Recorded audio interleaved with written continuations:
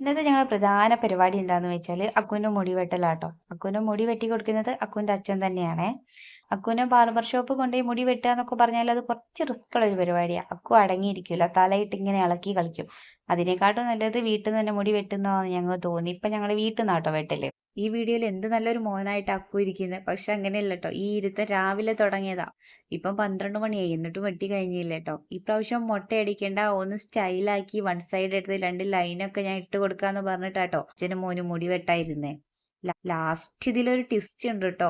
ഇവിടെ കറക്റ്റ് ആയിട്ട് എടുക്കുക അവരെ വര വരച്ച മാതിരി. അവിടെ മാത്രം ക്യാമറയിൽ കാണുമ്പോൾ നല്ലോണം അറിയുന്നുണ്ട്. ഇത് അവിടെ ഒരു ലൈൻ മാതിരി എടുക്കുക. ഇടക്കിടക്ക് വന്ന് ഞാൻ എന്റെ അഭിപ്രായം പറയുന്നുണ്ട് കേട്ടോ. മുടി നല്ലപോലെ സ്റ്റൈലാവണമെങ്കിൽ നിന്നോ. കുളിപ്പിച്ച് കുട്ടീനെ ഇല്ലാണ്ടാക്കുക എന്നൊക്കെ പറയൂലേ, അതുപോലെ തന്നെ സംഭവിച്ചിട്ടോ. അച്ഛനും മോനും മുടി വെട്ടാൻ തുടങ്ങി അവസാനം ഞങ്ങൾ ഇവിടെ എത്തി, മുട്ടയിലേക്ക് തന്നെ തിരിച്ചെത്തി. അടുത്ത പ്രാവശ്യമെങ്കിലും വെട്ടുമ്പോൾ ശരിയാവേക്കും, എല്ലാം ഒരു പ്രതീക്ഷ.